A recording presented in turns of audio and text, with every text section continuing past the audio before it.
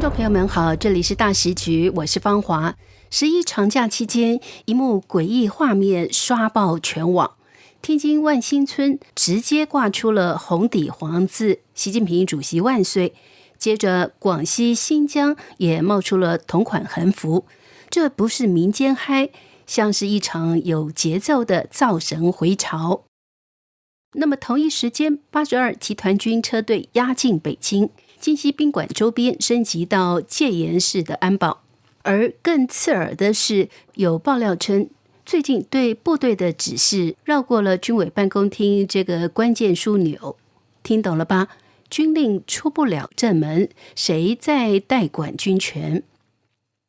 那么再看天象与符号，国殇日北京七彩日运，渥太华中领馆血旗倒挂，民间把这两张图拼在一起问，这是巧合还是警告？一边高喊万岁造势，一边军权出现真空。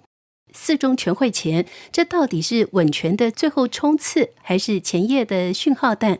我们今天把这三条线对齐，把话说到刀口上。11长假期间，一张拍摄于天津的横幅照片在海外社交平台 X 上疯传，红底黄字的“习近平主席万岁”高高悬挂，引发舆论轰动。据自媒体人苏小河表示，不止天津、广西和新疆也出现了内容相同的横幅，这并非地方百姓自发行动，而是习近平阵营精心策划的造神行动。他认为习近平此举是在中共四中全会前的最后冲刺，试图借由神化自己来强化个人权威，延续统治。值得注意的是，万岁这两个字在中共历史上极具象征意味。江泽民、胡锦涛甚至邓小平执政的时期，都未曾使用过主席万岁的宣传语。自毛泽东之后，中国大陆再度公开打出万岁横幅，这是头一遭。如今中共党魁习近平选在国殇日敏感时刻挂出此标语，无疑是在对内部放话，他不准备交权，也不打算被软性架空。无论习近平及其党羽掌管的宣传机器如何造神，但民间的反应却大相径庭。10月4号 ，X 推主强国王哈哈称，中国大陆一名自称央视中层员工发来投稿，他说央视内部其实普遍不满习近平，辱包现象蔚然成风。这篇署名一个还能够喘气的大差员工称，私下里聊天，央视员工没一个人打心眼里能看得起他。现在央视每天播的那些节目，我们自己剪的时候都得开着窗户，怕屋里那股溜须拍马的酸臭味儿把自己熏死。全是歌功颂德，全是伟大光明，国外就是水深火热。我自己都不让我孩子看我们做的节目，我嫌脏。这种情绪在党媒系统内蔓延，透露出高层表面拥护，底层实则离心离德的政治裂痕。这也进一步的凸显了习近平为什么急于透过标语、仪式、天象等符号政治手段来重新凝聚所谓忠诚。11国殇日，中共气数将近的天象和征兆频频出现。10月1号上午，北京网友上传大量视频显示，天空中出现一轮巨大的七彩日晕。北京日报的官方抖音账号也报道此现象，形容如明珠挂空，美丽壮观。但在中国传统文化中，日晕从来不是好兆头。周礼有云：“云日有运，国有大故。”汉书天文志亦记载：“日晕而光不明，主兵起，国不安。”历史上，汉末、唐玄宗、明末等王朝在日晕平现后不久，都爆发了改朝换代的动荡与内乱。对于信奉天人感应的中国政治传统来说，这种天象往往被视为王朝气数将近的预兆。北京的这轮日晕恰逢中共建政76周年之际，更增添政治联想。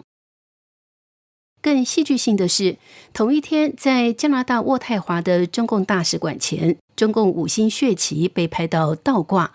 视频在社交媒体疯传以后，有网友留言称这是上天在警告中共，天象已明，中共气数已尽，甚至有人直言这是中共灭亡的预兆。上述种种迹象来看，习近平的政治处境日益艰难，党内外对其下台交权的压力不断累积，而他选择的方式并非妥协或让权，而是回到中国帝制与集权政治最熟悉的一招，神话领袖本人。毛泽东曾被塑造成红太阳，东方红，太阳升，是当年人人必唱的颂歌。如今习近平试图复制这种神格化模式，让全国人民山呼万岁，以巩固其一尊地位。一旦神话完成，他便可在形式上不退，实质上继续操控大局。但问题在于，这套造神术在21世纪的资讯环境与社会氛围下，是否还能奏效？央视内部的不满、民间的冷眼、天象与国际舆论的巧合，都让这场维权之战更添戏剧张力。四中全会前夕，北京的政治气氛不止在标语与舆论层面升温，军事层面也出现了异常动作。9月28号，大批军车从河北保定开往北京，引发各界震动。自媒体人老登披露，这次进京的是中共第82集团军的一个旅，大约200辆军用车辆，包括轮式装甲车，总兵力超过3000人。这批部队在短时间内进入北京城区，动作罕见且具有高度政治敏感性。一时间，网上出现2种截然不同的解读。有人认为这是军方高层在中共四中全会前有颠覆政权的意图，也有人认为这纯属维稳部署。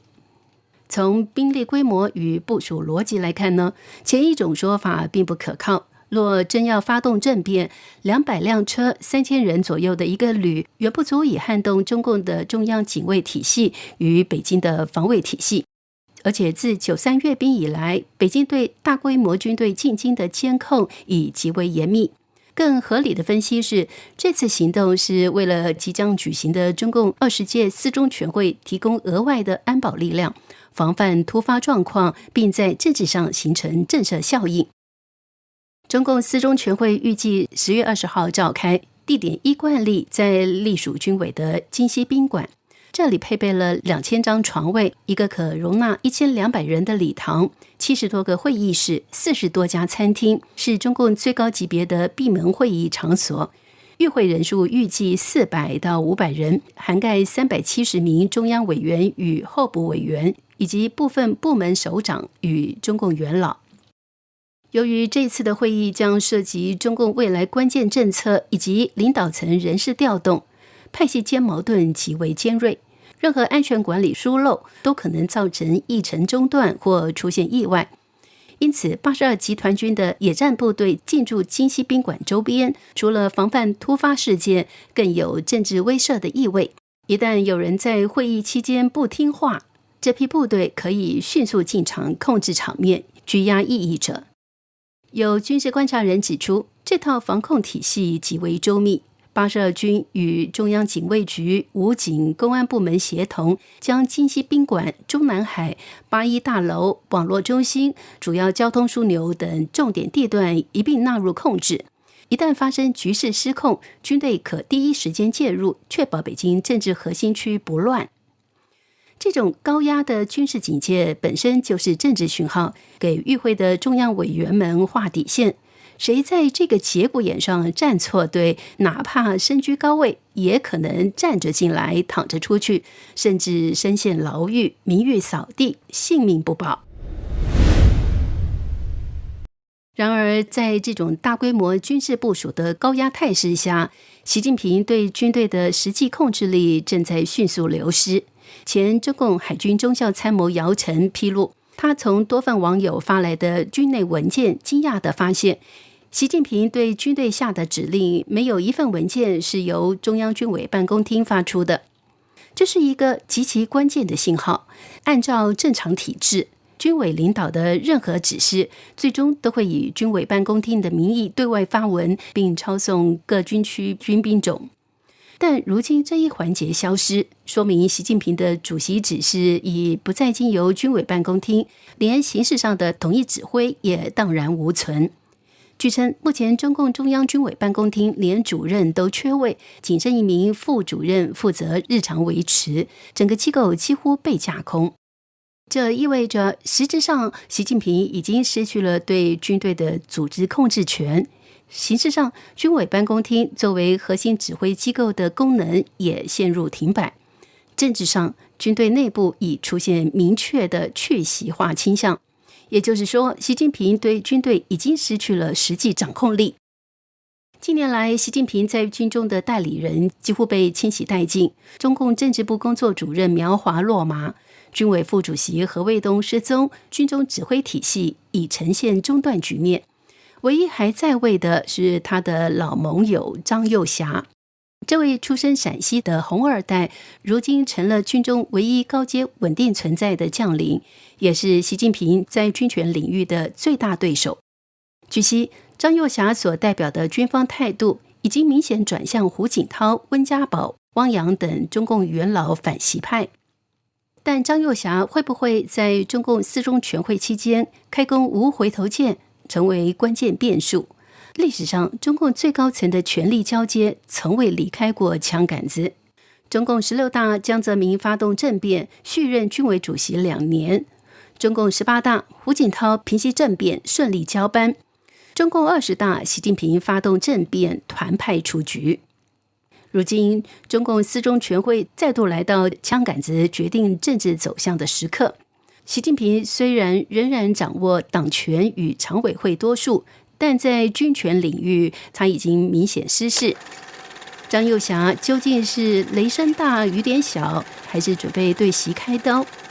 习近平在本次四中全会上会不会迫于形势高压，辞去有名无实的中央军委主席职务？这些都成为外界密切观察的重点。好，这里是大时局，感谢您的陪伴与思考，请订阅、分享并打开小铃铛，一起在动荡中坚守真相，在黑暗中点燃希望。